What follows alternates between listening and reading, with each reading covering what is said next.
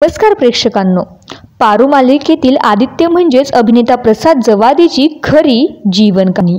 प्रसादचा जन्म 30 नोव्हेंबर 1988 साली त्याने आपलं संपूर्ण शिक्षण पुण्यातून पूर्ण केलं। विशेष म्हणजे शालेय जीवनापासूनच त्याला अभिनयाचा प्रवास सुरू केला होता। त्याने 10वी पर्यंत त्याचं शिक्षण चालू असताना तो एका नाट्यसंस्थेशी जोडला गेला। या नाट्यसंस्थेच्या माध्यमातून त्याने अनेक एकांकिका स्पर्धा, बालनाट्य आणि वक्तृत्व स्पर्धा केल्या। पुढे 2009 मध्ये त्याने झी मराठीवरील महाराष्ट्राचा सुपरस्टार या रियालिटी शो मध्ये सहभाग घेतला। त्यानंतर प्रसादला पहिली मालिका मिळाली, ती म्हणजे लेक माझी।